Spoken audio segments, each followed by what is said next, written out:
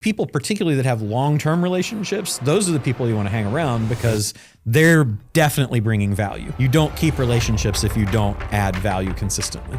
You make my sword sharper. I feel like the most selfish, manipulative thing that you can ever do is to be nice to other people and add value.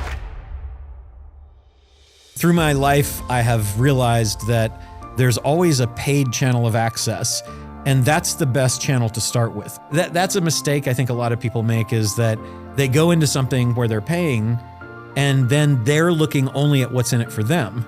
And to me, the big value, like if you want to get the most for yourself, go in giving value, not expecting to take value, even if you paid for it. And that's why networking events are the worst place to actually meet people, because everyone has their guard up and it's quickly this is what I am and how cool I am. Yeah. Me too. I am an introvert by nature. People don't think that, but the thing that is going to get you the most return is to be a good human being.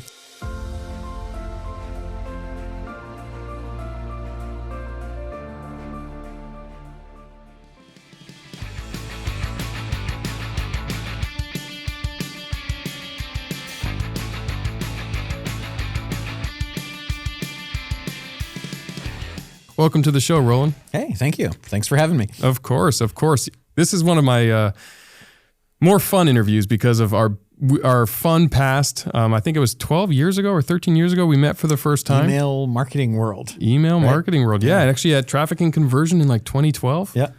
And fun fact, that was one of the first stages I ever spoke on relationship capital and raising money. I remember. Yeah, it was a good talk too. Everybody loved it. It was cool because I actually dressed kind of like the way I normally dress, with like a backwards hat, and nobody paid me any attention when the event first started and I was trying to make friends. And then they saw me on stage and they all had that look like, oh my gosh, that was the guy who I ignored earlier. Yeah. So it was, you never know who you're talking to. Well, that's part of it. And now it's made it up here onto the screen. I like it. Yes. I think you and me both have built pretty much our career off relationships.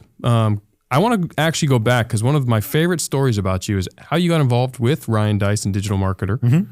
And I think it's such a valuable lesson. And I think, if I'm correct, it started with Wicked Smart.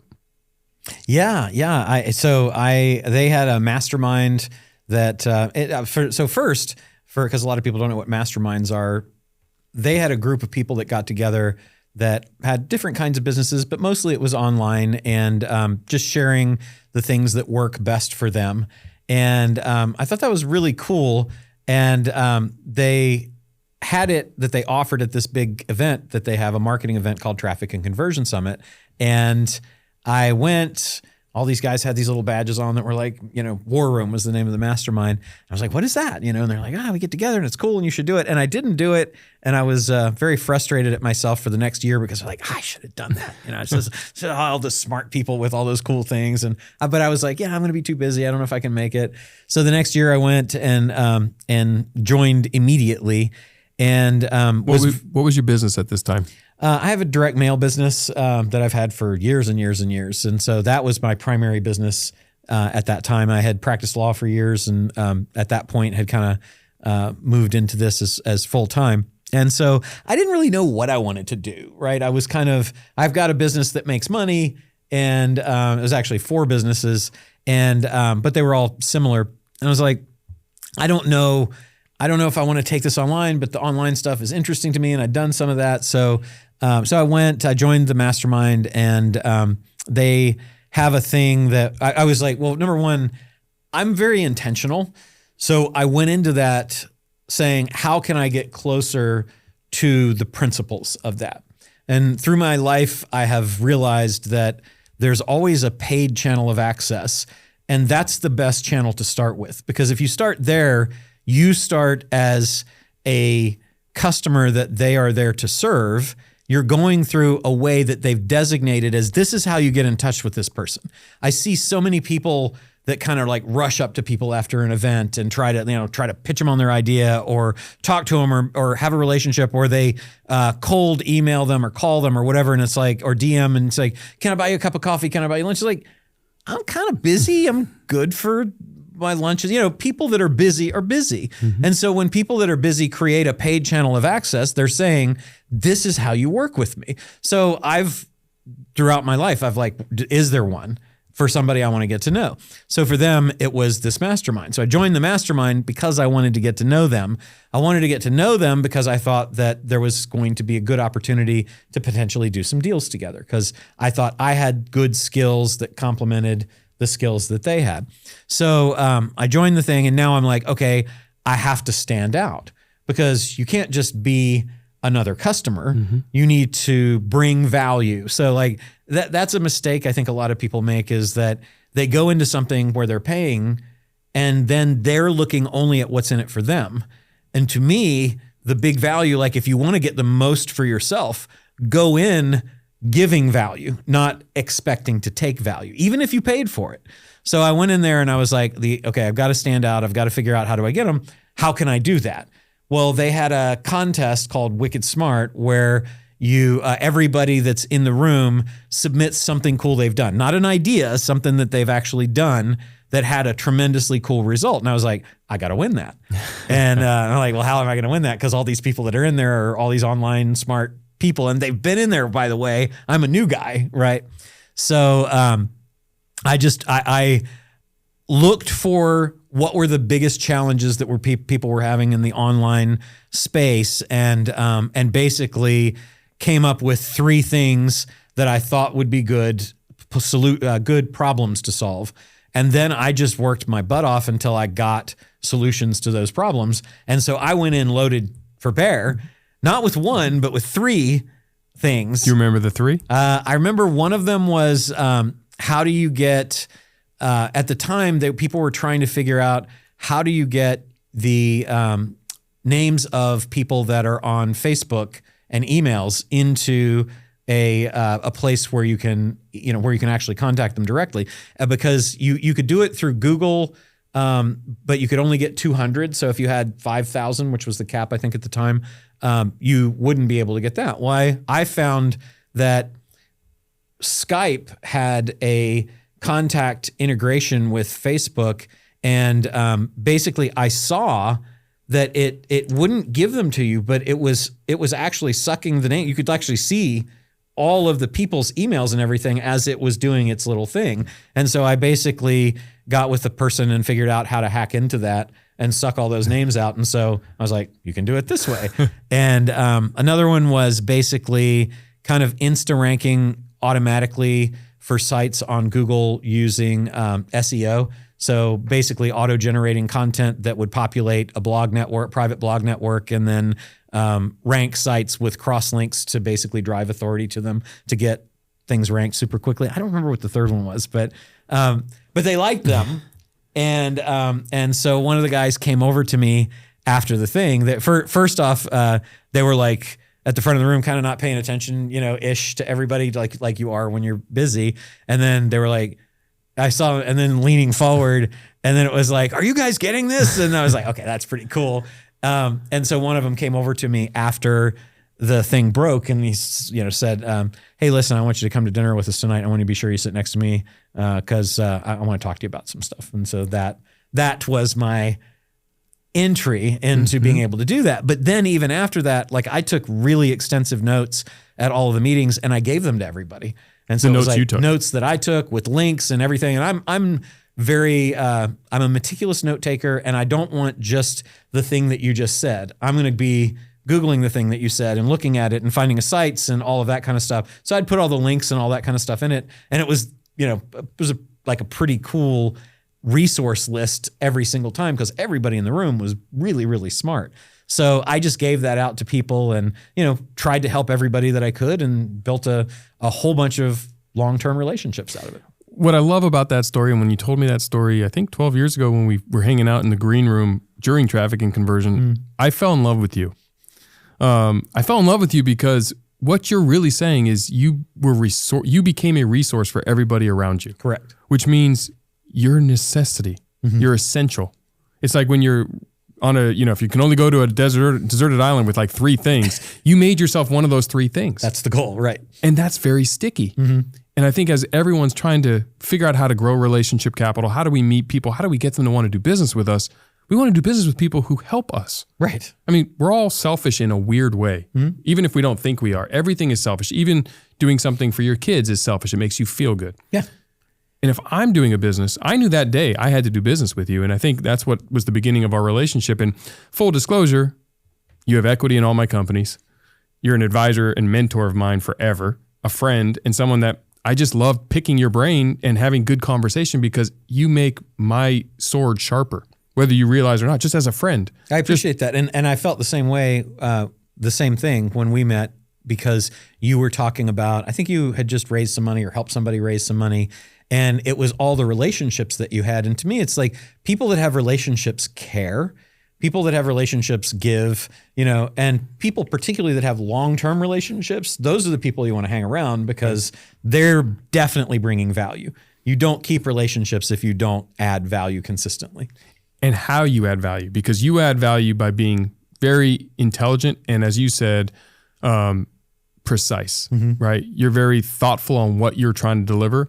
My approach is, because I don't necessarily see the world in the same way, even though I want to, mine has always been lead with time, value, and effort. If I can't help as far as like make myself more resourceful as far as what I can do to maybe improve your company, I'll lend a hand. Yeah. I'll find a way to be resourceful and valuable. Right. And so there's lots of ways, but that day always stuck with me. And I don't think I ever actually shared that with you. So I felt like, cool. Why not do it on the show? It's funny because it was both ways, because I saw that same thing. I was like, look at all this, the network that you had. I was like, that is impressive. Got to get to know this guy, so it worked out. Well, thank you. And even more importantly, when I went to trafficking conversion, I didn't know you. Meaning, because back then this was, pre-Instagram. You knew Ryan, right? I knew Ryan. Yeah. Yeah, through Neil. Yeah. At the time, I had my digital marketing agency with Neil Patel. And so I got introduced to Ryan, and he invited me to come speak. And so I'm there, and I only knew Ryan, and I knew Frank Kern a little bit. And then I met you and Perry that night. And that was my first introduction. And I left going, oh my gosh, Roland is awesome. Oh, that's awesome. And I think the point is, in addition to paid access, is when you go and you think that you're going for one person, by recognizing that everybody is someone you want to meet, somebody you want to learn from. Yeah. That's one of those lessons that has allowed me to build my network, which is now one of the ways that I'm resourceful and why people want me in a room. Yes. Yeah. I think it is another giant mistake that people make to think. It's funny because I just hosted a mastermind and somebody in there was telling me that they didn't think that the people they're like, I can't really get anything out of this. This guy, they've got $100 million in sales, but they're losing money, and these people aren't big enough, and blah, blah, blah. And I was like, well, I said, that is something that you can think about, but it will constrain the connections that you make and the learnings that you have, because this person's got $100 million in sales and they're not making money. But if you say, I'm ruling that out, then you're not learning how did they get $100 million in sales, which to me is pretty impressive because not a lot of companies hit that. Correct.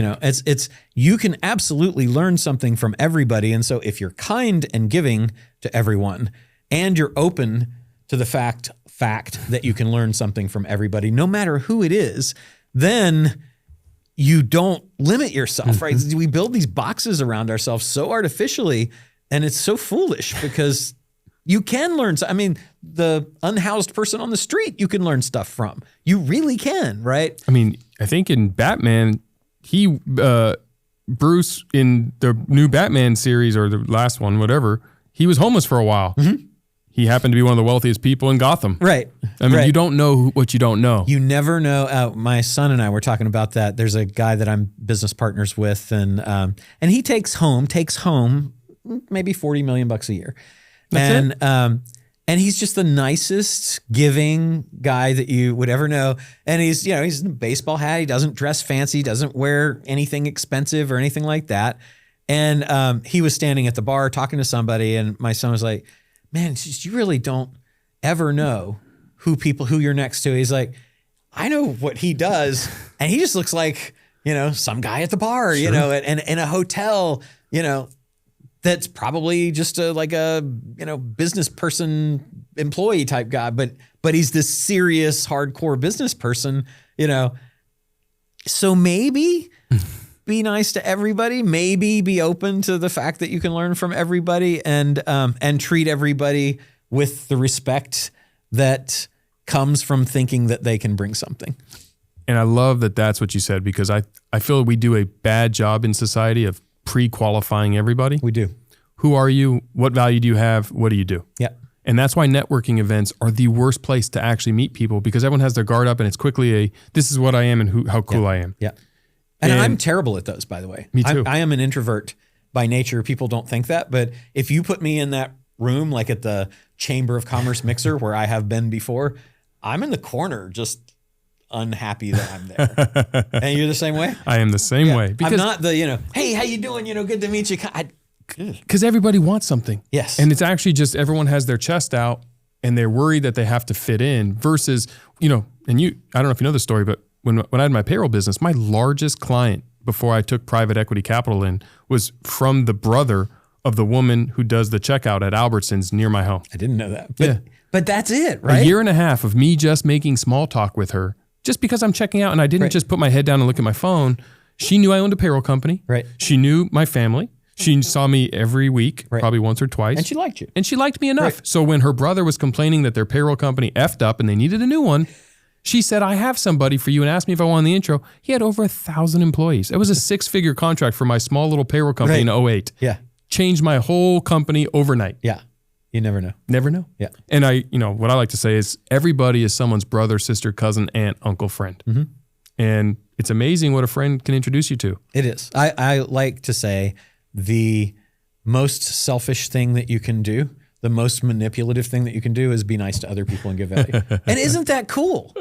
Like I love that isn't saying. it cool that the thing that is going to get you the most return is to be a good human being? Can you say that one more time?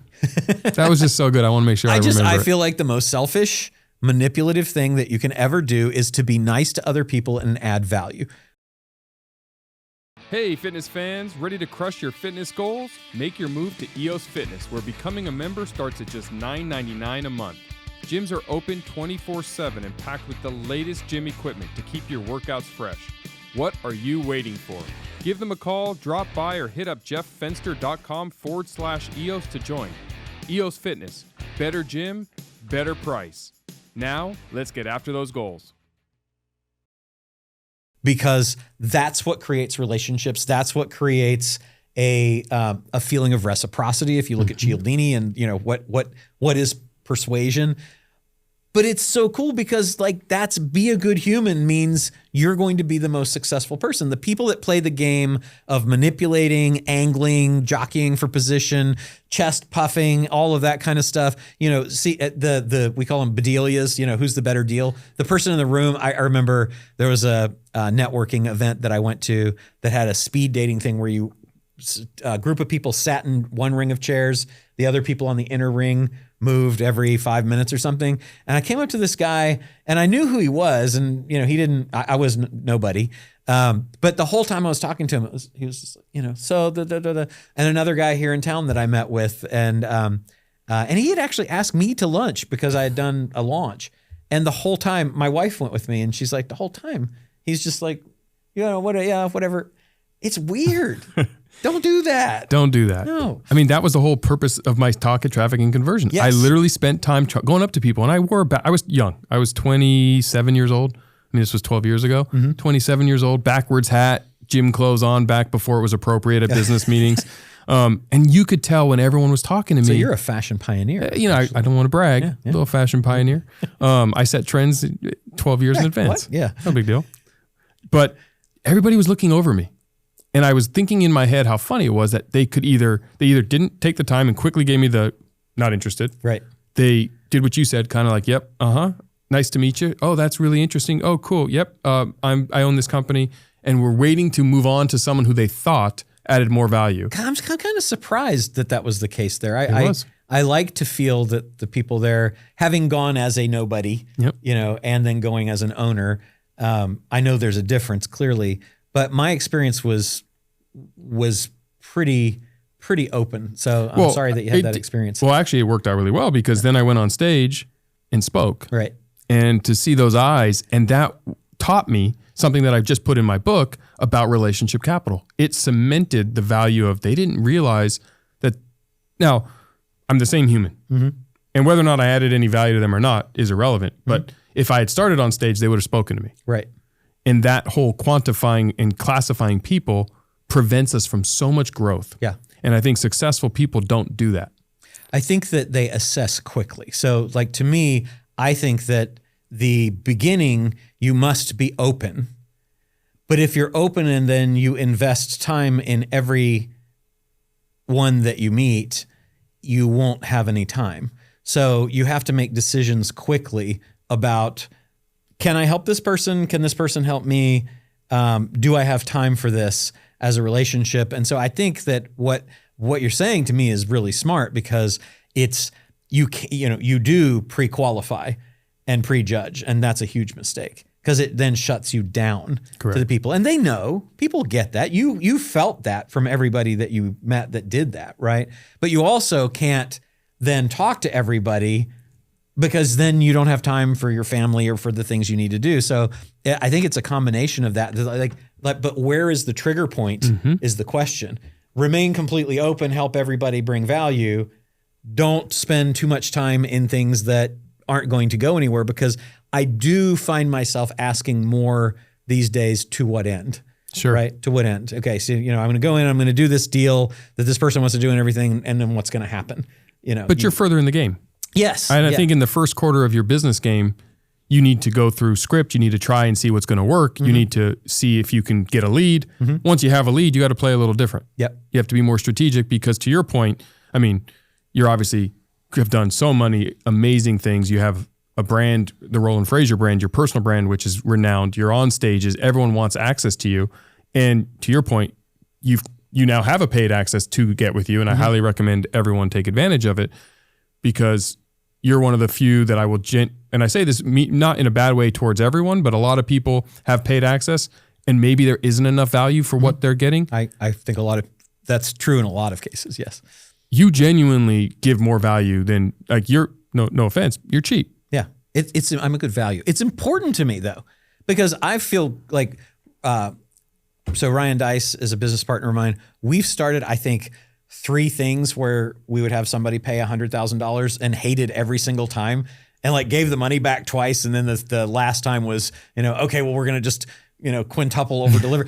It's like, I feel beholden to people like that. I want to deliver 10 times the value that they bring. And I think it's important to keep a non-paid channel open as well. So like, I answer all my social DMs, right? Don't do the comments, just too many. But if somebody wants to reach out, there is a channel of access. Now, I'm not going to spend a tremendous amount of time with them, right? If there's not something that we're going to talk about.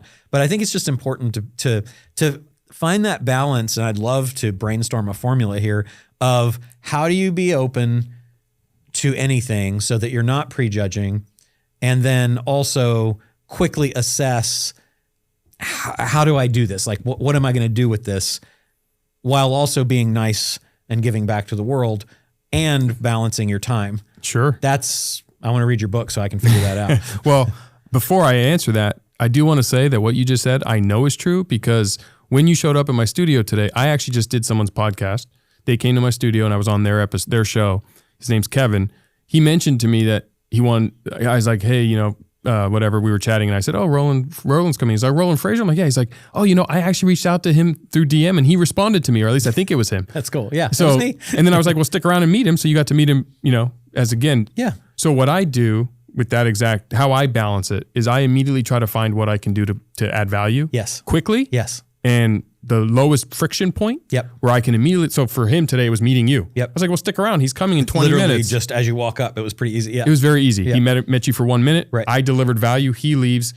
He got what I think he wanted. Yep. I can now say I did good for Kevin, or what I could add. And he'll remember. And he'll remember. Yep. And I made a deposit. Yep. And that's what my book's about, is I made a deposit. So if I call Kevin and I realize someone's on his show or someone he knows, I'm sure he'd make an intro now for me.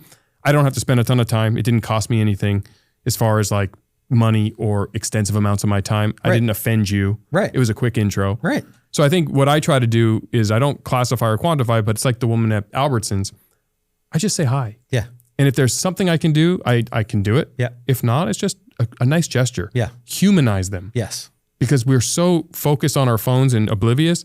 Just a human connection. Make eye contact, say hi. Yeah. And what I teach my team to do is find something on the person to talk about. Yeah. Nice watch, nice shoes. If Right. they have a kid, always compliment the children. Yeah. Glasses, hat. Sincerely, it's not that hard to find a thing like that. We do that for getting good deals on hotel rooms, right?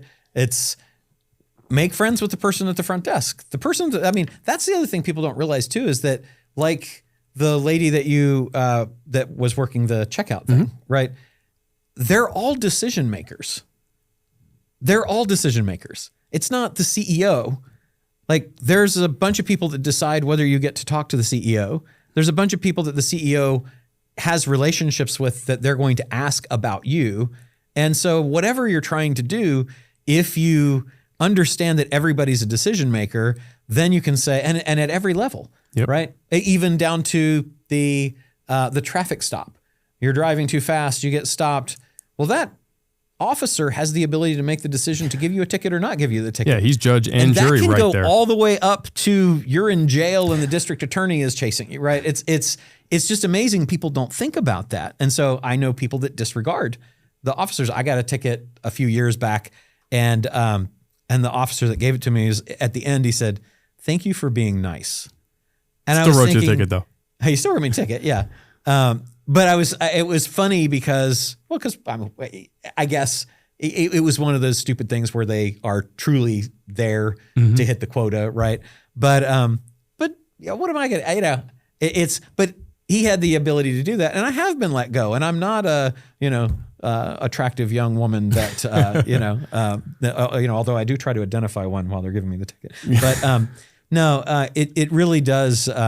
Make a difference. And so like going to the lady you were talking about or at hotels to get upgrades, I'm looking always for something I can connect with someone on that we have in common. Where are you from? Your accent is this, you lived there, you're here, what's your favorite room in the hotel, whatever. And then looking for something I can compliment them on. And it's so easy. And if you can make that a habit, then you're making that deposit instantly. And I get upgraded to crazy rooms for no extra cost all the time just because of that, like that alone. And I know that it carries on in the whole rest of life because I don't find life to be difficult. I find that I move through life happy and with good relationships and with people going out of their way to do things for me. And it's not just because it's been before I had any business success or personal brand or anything. I think because you're a nice human being to other humans, and you're looking for that easy way to connect and make that initial deposit. And it's attraction. Yes. People are attracted to positivity. Negativity is not attractive. No, it's repellent. It's repelling. Yep. And it works whether you're an employee and you do it with your coworkers. It's amazing. My friends always joke, "Oh, Fenster luck," because things fall in my lap. They don't fall in my lap, but they fall in my lap. Yeah. They fall in my lap because I'm out doing all these things every day to create enough opportunities where things just fall in my lap. Right. Oh, I get a phone call and so-and-so says, "Hey, you should meet so-and-so." And that so-and-so's a huge A-lister. Yeah. Well, that person made that introduction because I may have made enough deposits over the years to where I've never asked for anything. I think it was Gary Player that said it, that somebody was like, "God, you're really a lucky putter." And he's like, "The more I play, the luckier I get." Yes. The more you do, the luckier you get. I mean, that luck comes from all of the deposits you make. Yes. And I think it's also important, and I want to go back in time because some people think it's based on upbringing, silver or golden spoon, who you know before you do anything. Family has wealth and resources.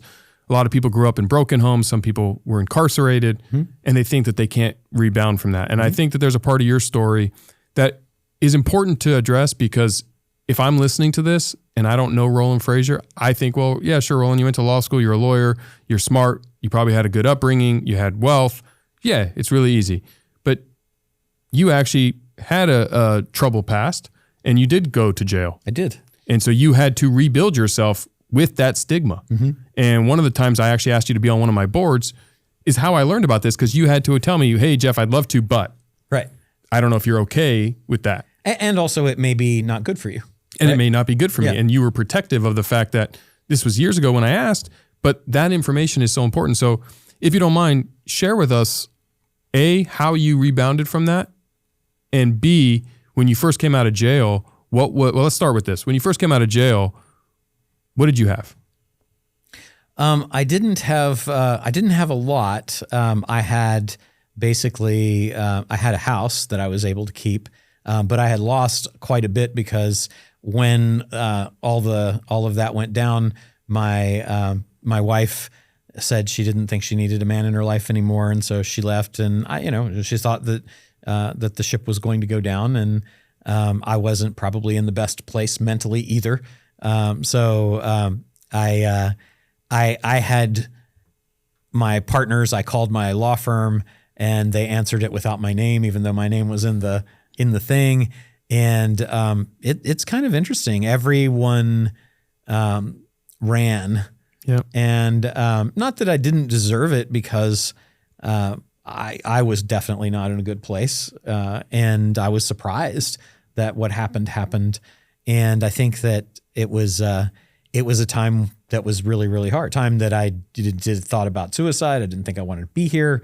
I was like, I didn't want to face it going in, didn't want to face it going out. But ultimately, it took me a while, a couple of years of basically being incredibly depressed to get out of that, and coming back from thinking, what am I going to do? Because Sure. I had to, I resigned from the bar. So that was, I defined literally people say, so what do you do? I'm an attorney. Well, I can't say that anymore. I don't have that identity. So. Were you forced to resign?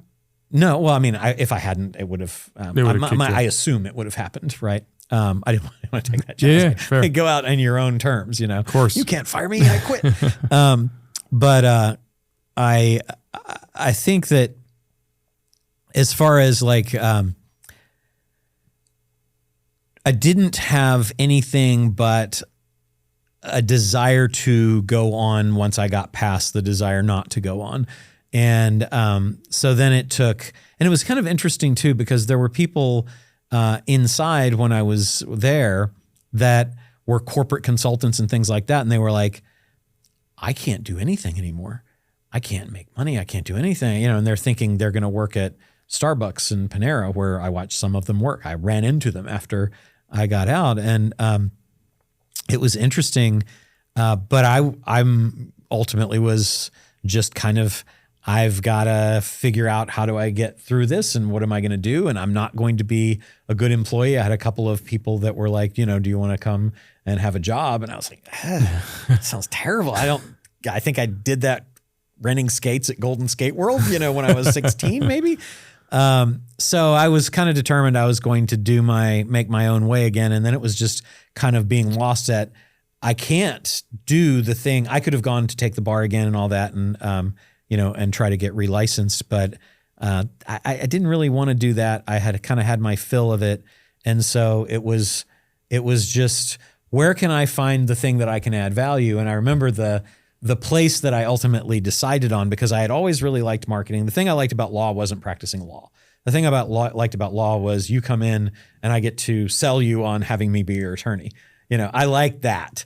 And so I liked marketing a lot, and decided I was going to make a study of marketing, and signed up for all of the things, which is how I met Ryan. I found Dice. I found some little marketing letter that he had before Digital Marketer even existed.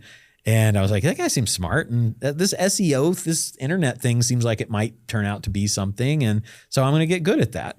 And then I didn't really know what to do. And I tried a whole bunch of things, kind of figuring out. And ultimately there were people that had lists of people that they had relationships with, but they weren't connecting through them through live events. And so I was like, I can put together a program to help them do live events, which is a part of the value chain that they don't have right now.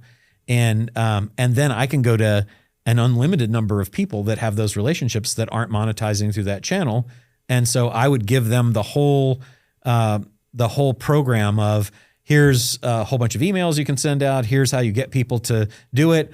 I'll take the risk on the venue, which was an interesting, game to play, signing up for that liability, and get them in. And then you should have a mastermind. And so I had a mastermind that any of those people in that world's audiences could join. So there was one place that they could go, and doing those events and selling those masterminds was kind of my comeback. And then that each step along the way, that built relationships, which was kind of not intentional, accidental, with a whole bunch of people that had relationships with audiences that turned out were influencers, that turned out new people, that introduced me to other people, that then kind of things snowballed into where I've managed to get to now.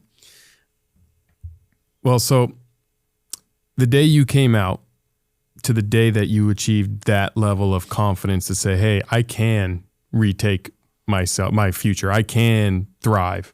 How long was that period? I got to tell you that the pre-going in and the out periods right around there are pretty blurry for me. Sure. But I came out. I've got to make money. Yeah. The business that I had started years ago that was like, so I had a direct marketing business through direct mail that I had started maybe 8 years prior to the whole jail thing.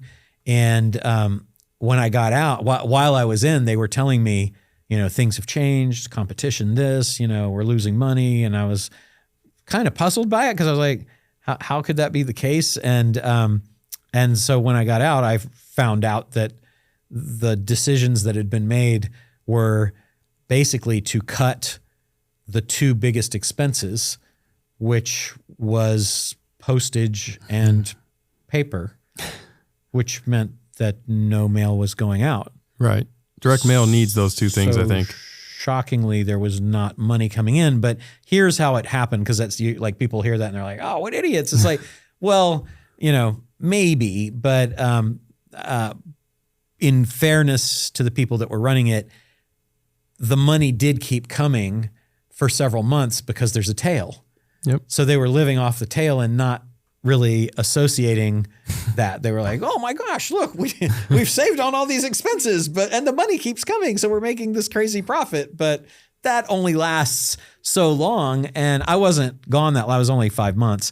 So, but during that 5 months was when those decisions were made, and so it was trailing off. So when I came back, it was a guy that I had known for years that was a software programmer was like, "Hey man, I love you, mean it, but I can't work and not get paid." Sure. And so I had to loan the business. $7,000. It was like $7,400 for a new campaign.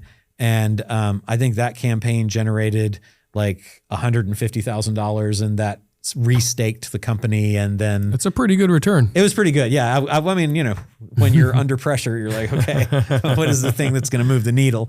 And so that really, that brought that business back. I got all the debts paid off that they had. And then kind of once I got that set, went back into the other things. So to answer your question in the longest way possible, I think it was pretty quick, because my dealing with the loss of reputation and income and family and partners was all before that. And that period was about 2.5 years. Yeah. And that was a maybe a 6 month, I don't get out of bed. I mean, seriously, I just kind of lost, kind of depression, lost defeatism, or whatever you want to call it, but truly just, not knowing what to do, because everything in your world is different than you thought it was. And your future is different than you thought it was. Your identity is different than you thought it was. But it's important to me not to identify as that person or that situation. It's like, I am not somebody that went to jail in my mind. I am someone who has that in my experience. And I have all kinds of negative things in my experience, but I had the benefit of years ago reading 2 stories, and one was this terrible failure and one was this amazing success. And it was basically highlighting the successful and fail points of Abraham Lincoln. And it was like, you read the one, it's like, ran for this and lost that office, went bankrupt, did this, it's like, oh my God, and then the other one is, did this, won this, became a senator, became the president, we all live a couple of lives. And as you said earlier, people like to be with people that are positive because there is a positive story. I don't like to be around people that are negative, and my wife will tell you I have a sunshine pump. It's like you make positive out of everything. And I read a thing on Apple News a couple days ago that said that people that are overly positive do damage, and I think that it's, and I've had a hard time wrestling with that because my wife, it tends more towards she is okay being sad, she's okay talking about the negative things. I don't like those things, so I don't tend to want to talk about them. I think that it is important to understand that there are things that are negative. It is important to understand that there's pain and to experience that, but to dwell on it is a mistake. And so I don't want to spend time focusing on it much because I've got too many places I want to go. And so, again, the very long answer to your question was, it was a process for me of going through, do I want to be here? I'm lost. I'm a failure. I'm not the person I thought I was. I'm ashamed of myself. How am I going to deal with that? I don't want to be that person to, finally figuring out how do I get past that. I got past it by travel. And I was sitting in a little church, and I'm not a super religious person, but I was sitting in a little church in Copenhagen around Christmas time. And it was just this little thing about the size of this room with stained glass all around the top. And something happened, not like a vision or experience or anything, but just like a realization, I don't want to be this sad, lost person. All I have to do is go forward. Yep. And I get to chart the course. And so that was the decision I made. And after that, it was very, very like instantaneous too, which was kind of funny. But then it was immediate going back into it from there. So I think it was just getting my act together. Well, I think that's very powerful because I'm sure you've heard me mention my 5-minute pity party that I do where I set a timer in 5 minutes. I actually embrace the feelings. And I think it's important. When I do that, it's normally smaller issues, obviously. You did not read a document that said the entire United States of America versus you? I did not. Because I read that and I was like, United States, in law school, they had those. Yeah, sure. United States of America versus Jackson. I was like, it sucks to be Jackson. I'm like, you know what? It sucks to be Jackson. I don't know how I would feel in that circumstance. And as part of the United States, I'm surprised that you were mad at me. I was a little mad at you, but I got over it pretty quick because you're a good dude. But I think to your point, it's about moving forward. And one of the things I always lean back on, and I'm going to use jail as one of these, is if Kim Kardashian can have a sex tape and be now paid millions of dollars by some of the most wholesome brands in the world, and they're willing to overlook what she did in her past, and someone like you who is such a monumental figure and impactful individual and inspiring can overcome jail. Like we, as the rest of us who maybe aren't dealing with severity issues that are as severe, we can overcome them too, so long as we make the decision to move forward, start charting our own course and change the behavior. And I think taking immediate decisive action and stop being negative and understanding that positivity and forward, tomorrow's a new day. Those are the foundational pieces. And I think your history, and then one of the reasons I wanted to talk about it was because I think your history is, it's unique, but it also empowers and enables others to realize that whatever is holding them back, whatever they think is something that is so insurmountable that they will not be able to, I failed out of college. I got divorced. I failed at my first company, my second company, my 8th company. I got fired from my great job. I went bankrupt. Whatever those issues are, they're not insurmountable. No, they're not. Your best days are tomorrow. They are lessons. And so for me, I am more humble than I was before. I am more careful than I was before. I'm also significantly happier because my life now is much better than my life was before. And, you never know what is behind that next door. And it's usually something better, right? I mean, if you're looking for the possibility of something better, then there's a reason I believe that things happen, and it's all going to help inform who we are later. But there is always a better story for you to live on the other side of whatever bad thing you're going through. My wife is a good example too. She had stage 4 thyroid cancer. They told her she had 90 days to live. She had to write a letter to a doctor as to why she should be picked among the pool of people that were trying to get attention from him as one of the leading doctors in that area, which was not just, I have to beg for my life, but was like, I'm literally competing against other people. And if I get picked, other people are not. That's a pretty difficult spot. And what she, I didn't really process this, but because she had that experience with cancer, people will come to her and ask about it. And she's like, if you give up and cry and say, poor me, you're going to die. You're literally going to die. Yeah. As an entrepreneur, I know how meaningful it is to invest in the people and causes that are close to me. And on GoFundMe, it's easy, safe, and powerful to do just that. Whether you're supporting a family member, friend, local business, or charity. And whenever you make a donation, you're protected by the GoFundMe Giving Guarantee. Visit GoFundMe.com today to help make a positive difference in your community.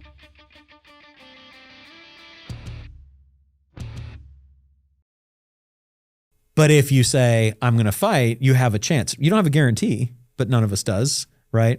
But it was an interesting first date, because on our first date, she said, I have cancer. I don't know if I'm going to live. And I said, that's okay. I'm going to probably go to jail. So I was like, yeah, we should hang out. Opposites do attract. But our lives for both of us are so much better than they were before, because we found our person, and we're super, super happy. So I think that closing door is always gonna have at least one possible good positive door. I couldn't agree more. And I think it's a good segue into really what you're focusing on now, which I think enables so many more people to take control of their financial freedom and get involved in great companies and actually start to live the best version of themselves. One of them, well, there's two of them, and I'm going to let you kind of go into a little bit of detail for those listening. But the first one is consulting for equity. Mm-hmm. And I think that this is such an incredible concept. It's one that I've learned from you.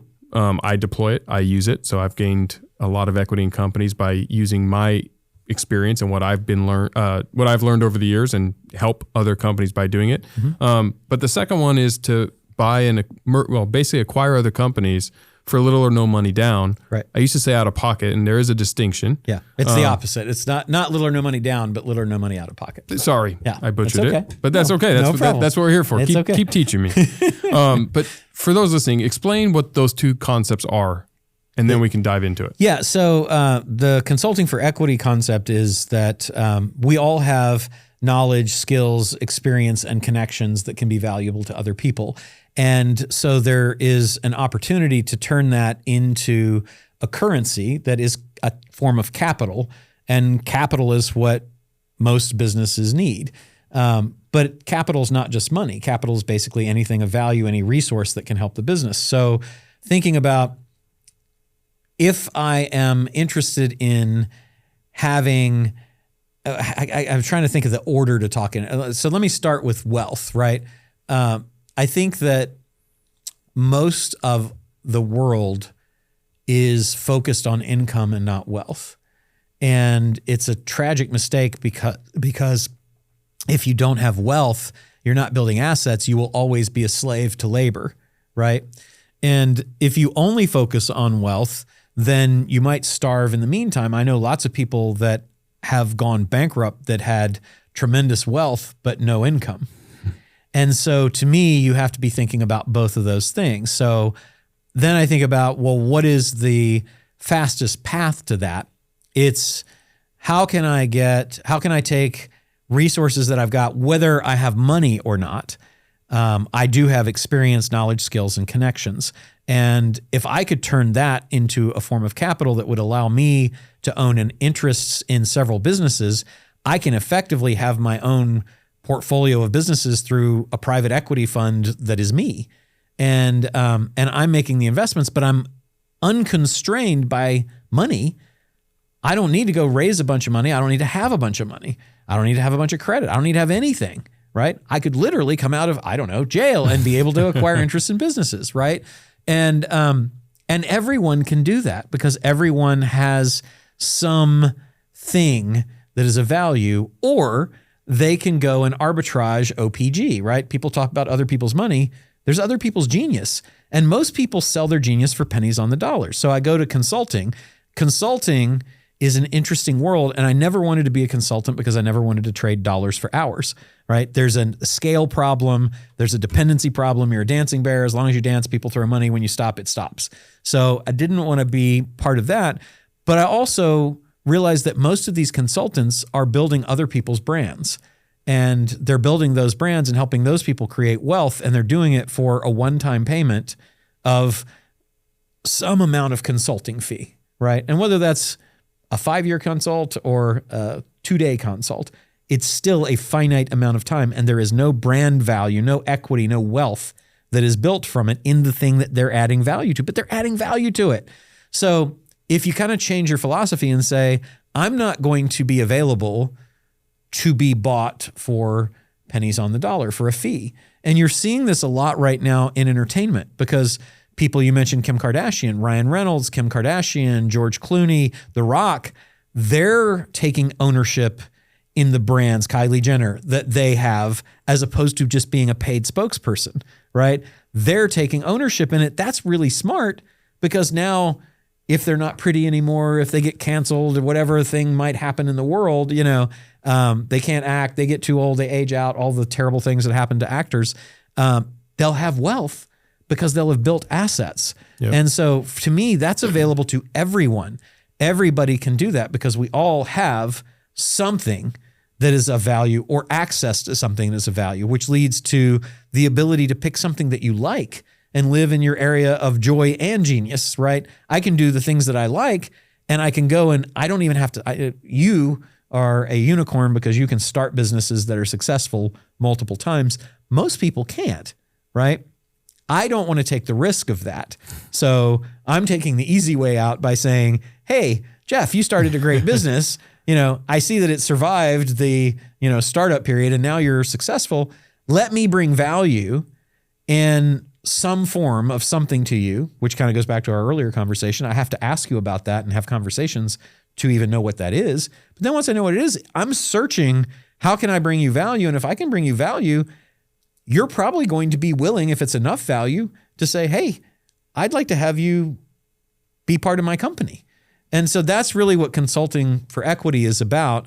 And do you want me to talk about the other thing or do you want to talk about consulting for equity first and then I can talk about Let's do consulting for equity first. So, because I think it is, number one, it's something that I've deployed. Yep. I used to get hit up a bunch. Can you do some consulting? And I don't have a coaching program or a consulting program really. I've done a few one-offs. I find that if I can't add immense value, I just don't feel good about it. Yeah, of course. And because it's not my main thing is my companies. Yeah. I want to make sure that, to your point, I don't want to open everything to this company that's paying me thousands of dollars a month. Right. Because number one, I don't know them that well. Right. And number two, I only get to go to my network so many times and say, hey, would you? Yeah. So I don't do it. Right. And considering your opportunity cost of the time that you invest in your own companies can add tremendous value to those companies. So you have to be careful where you put your effort, right? Yeah. And so I think it was maybe 4 or 5 years ago, we were sitting in Rancho Santa Fe having some lunch at Rancho Valencia. Mm-hmm. And you brought this concept up to me and told me, because I was picking Roland's brain about the fact that I get hit up for consulting on startups and entrepreneurship. And I always say no, but am I wrong to say no? Because I'm leaving a lot of money on the table and I see a lot of friends that are making a killing doing it. And you brought this up to me. And so I started to think about it more in that context. And so I started doing it. And now I own equity in some companies and I add value and I open up my Komodo of relationships. Right. Because I'm helping my own company. Right. It's no longer am I helping someone else's company. Right. I'm helping my own. Right. So I'm building that wealth. Yeah.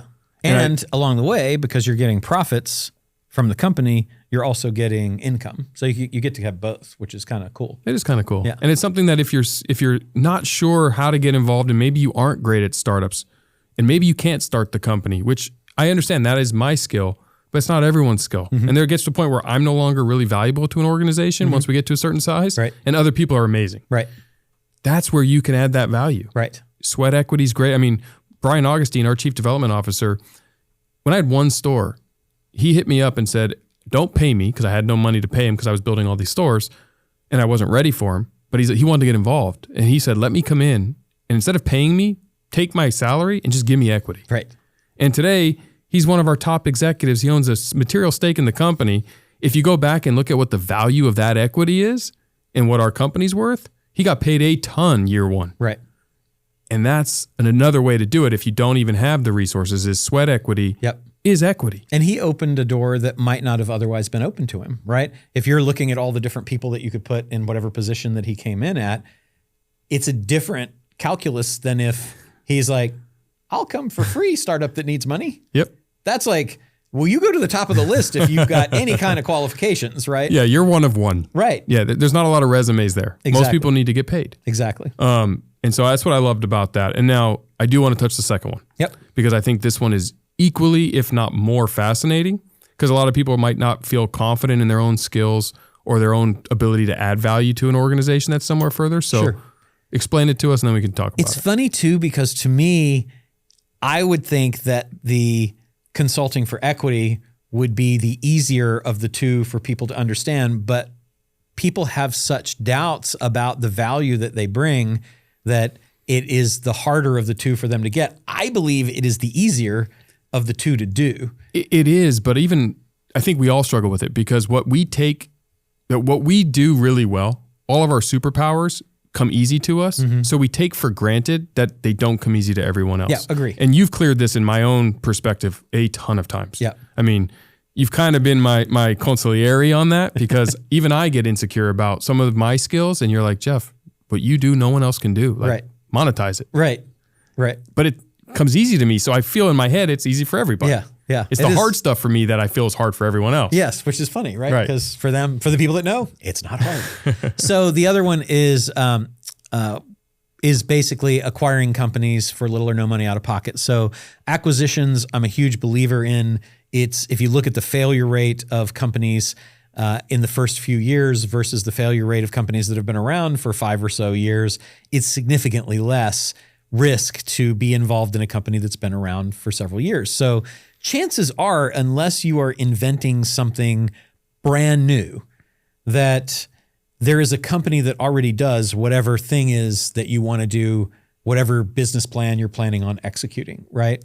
They might not do it well. It might be able to be wildly innovated, but there's already an infrastructure of sales, profits, employees, management, all of that stuff already exists. And so to tap into that, to me, you're starting with a momentum, and momentum in business to me is critically important. You're starting with a momentum that you don't have in a startup. You're starting with a certainty of at least a runway if you just don't mess things up, that you can continue to make the profit that's already been made. So can you get into that business that already is profitable, that already exists, versus starting one from scratch and have a better chance of success? I think it's yes. And because literally it's already successful, and this one we don't know. It's a different set of skills because it's much more innovate, manage, optimize than it is create, bootstrap, struggle, right? Problem solve. I mean, you're always problem solving, but it's definitely a different set of problems. So, and there's not the terrifying, where am I going to get money, right? So if you could do that without having to have the credit or money that it typically requires to acquire a business, then I think that's a pretty cool path for a lot of people. And it's, if you think about it, like, why do people like franchises? Yep. They like franchises because it's a business plan. Everything's already done. The branding's done. You've got a track record of success from all the other franchises that have gone before. You've got a franchisor who's going to take you under their wing and help you. It's a fantastic business model. It's a business in a box. Yeah, love the franchise model. So this is a form of that, in that you're coming in with all of that support to start out. And so then it's like, okay, well, here's the other cool thing. I started realizing that a lot of things that I was doing to acquire real estate with little or no money out of pocket would apply to business, but so many more strategies apply to business than applied to real estate. There's so many more levers to pull. And the number of financing sources that are available from angels and SBA and banks for startup businesses is a tiny fraction of the resources that are available to fund the acquisition of an existing business. And so I think the last time I counted, I was like at 225 different strategies to stack on top of each other to be able to acquire a business, where I can only think of 8 or 9 for a startup. And I think 225 is a little more than 8 or 9. I mean, I'm no mathematician. I don't know, it's math is hard. Right. But yeah, so what's cool is that to me right now, we're in this really great time opportunity-wise where there are millions and millions of baby boomers that own, I think it was 12 million businesses that have a value of about $10 trillion that are going to be transitioning over the next decade or two. And most of the kids of those boomers that have those businesses want to be Instagram stars and internet personalities and YouTube stars, which there's nothing wrong with. But they're just not interested in your parking lot business and your laundromat and your, digital marketing agency. They're just not. It's boring and sounds old, yet those are profitable businesses. So then that creates a glut of businesses that are for sale, listed for sale, that can't be sold. And so even like most of them don't get listed, but even the ones that get listed, 80% of those to 90%, depending on whose data you look at, never sell. That means that 80 to 90% of the people that actually want to sell go out and hire somebody to help them and go through a complete marketing campaign to try to find a buyer, cannot sell, which is another reason that about 600,000 businesses a year just close their doors, right? I can't tell you how many times people I talk to have gone to somebody who had a business that they wanted to take over and they're like, oh, sweetheart, I'm sorry. We tried. It's usually, mom and pops. But they're big mom and pops. We really tried. And this was in particular a business that was making $7 million a year in sales and about $2.5 million in profit. And they're like, we just closed it down. Now, that's crazy. That is crazy, but they didn't know what to do. They didn't want to do it anymore. Employees couldn't take it over, right? I mean, it's true. Can anything for it? They didn't need the money. It's fascinating because actually the very first Everbowl, the way I found the location, I was visiting a client in Poway, and I went into a Smoothie King for a smoothie, and the guy who owned it was literally bringing things from the walls to his van. And I said, is something going on? He said, I'm closing my doors on Friday. This is my last week in business. And I go, did you sell? And he goes, no, I asked for too much money. I couldn't sell, but it kept me afloat for 20 years. And I'm just closing the doors. Right. I called the landlord and picked that as my location because I figured if a Smoothie King was successful, my health-conscious food, acai bowls, was close enough. Right. I could be successful. Right. To your point, he failed to sell his successful Smoothie King franchise. Yeah. That kept him for 20 years. 20 years. Right. And I built my first Everbowl, which is the birth of all these, and I was successful in the same location, which means it's a profitable location. Right. And I'm now thinking about why he wasn't able to sell it. That happens again and again and again and again. So there's this tremendous opportunity. And to me, you're actually doing good because these people want to sell their businesses, but there's this tremendously inefficient market out there of business brokers that are supposed to help these people sell their businesses, but most of them are kind of lazy and don't have any creativity. And before you even get to talk to them, they're like, send me a proof of funds that you have the $3 million to buy this business in your bank account. And it's like, that people in the investment banking world don't even do that, right? That's not how that works. But okay. So they really stand in the way of it. And so you've got all these people that want to sell, that need to sell, who will not be able to realize the value of their businesses, they're going to let their employees go. They're going to let the customers down. They're going to, end the legacy that they built for 20 years. And then it's just going to go poof and it's gone. So we get to help those guys have continuity for the employees, for the sales, for the customers, for whatever they've built up. And we get to come into a business that's already proven, that's been profitable for 20 years. Yep. And we don't have to put any money up because they're motivated because they've already tried. Right? Now, if you can find the Smoothie King guy as he's carrying the stuff to the door, that's the ultimate moment to find him, because a lot of times the reason the businesses don't sell is that the valuations don't make any sense. Correct. They're like, well, by gosh, it's worth that. It's my baby.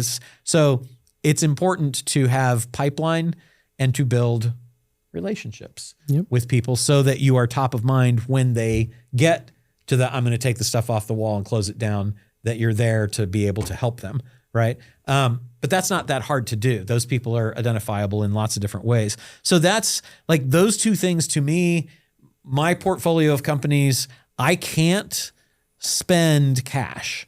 It's a great and frustrating problem to have, but I can't spend cash to buy businesses because I find too many of them that I can either have consulting for equity or I can have something little else. or no money out of And I pocket. have businesses that pay me hundreds of thousands of dollars a month that were consulting for equity deals, right? But if you can bring the value, that's the other thing too, is like, as you get started small, you can get started and understand that you can make money off of a Facebook group or a podcast. We just sold a podcast for high six figures that blew me away that we could get that. But we created that from nothing, right? You can go in and acquire those podcasts from people like you or me that maybe did 100 episodes and got busy and then was like, man, this is a lot of work. Sure. But it has value to people.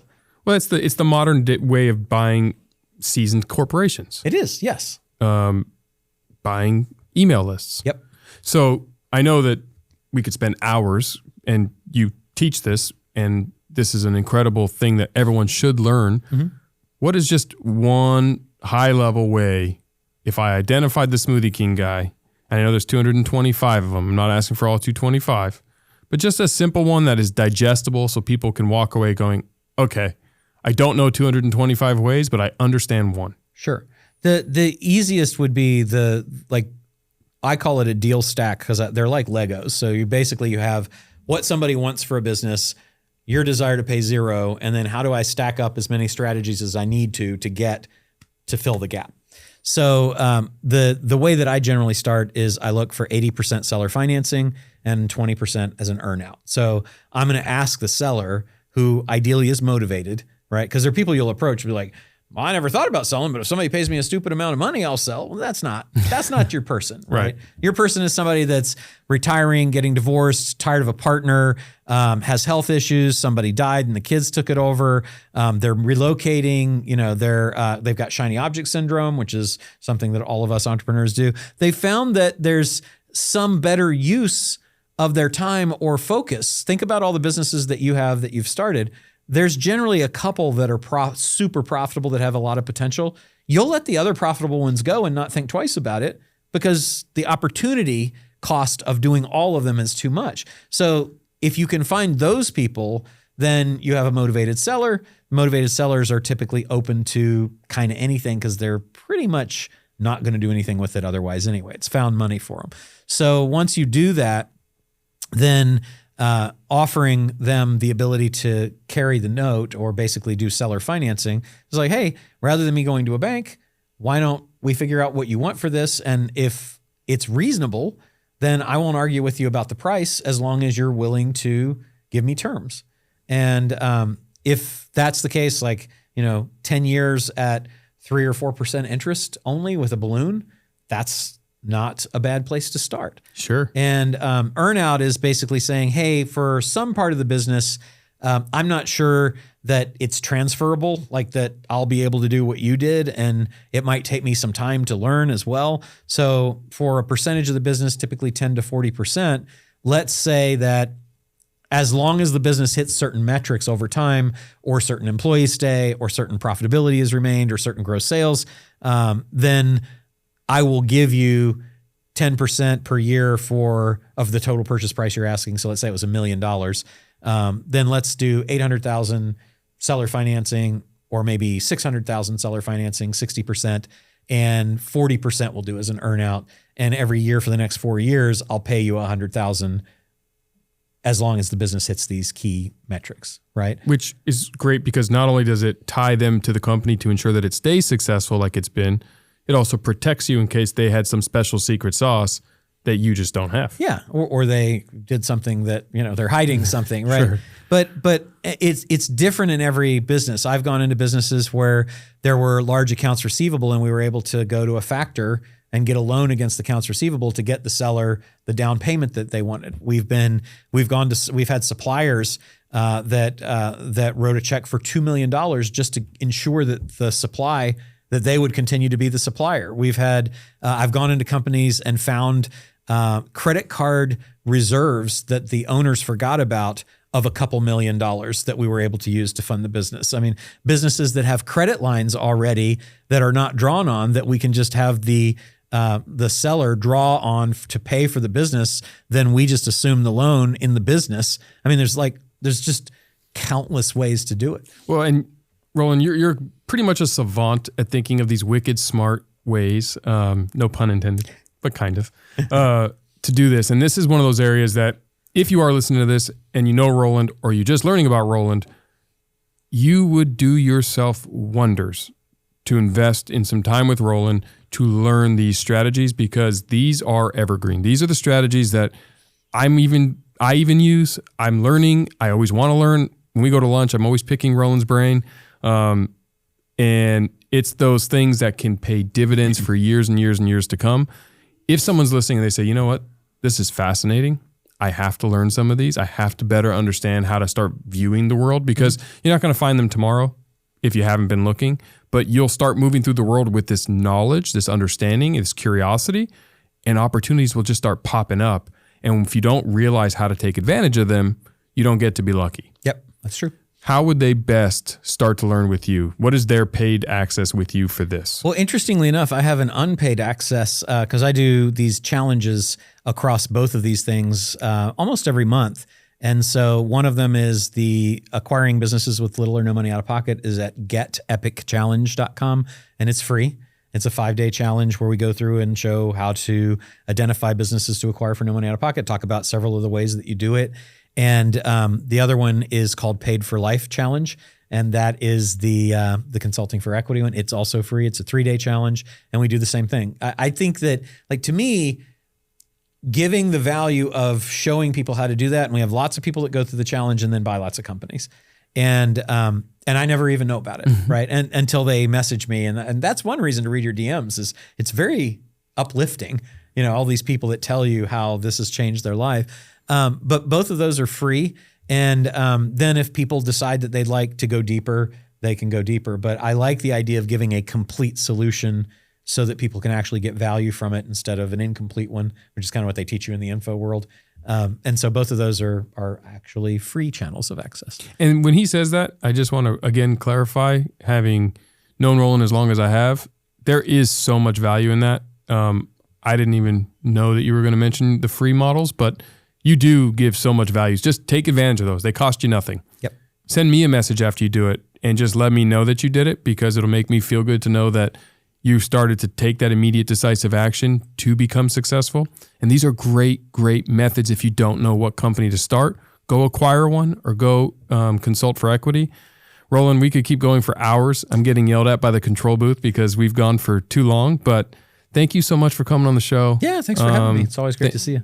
Yes, and we're going to do another one. I think it'd be fun to even do an episode where we do a challenge together, and I actually bring up some ideas or some businesses that I'm looking at. I like it. And we go through them together. Let's do it.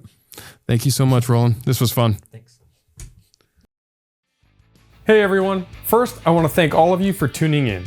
And if you guys haven't heard about my new book, Relationship Bank Account, click the link in the show notes or search the title on Amazon.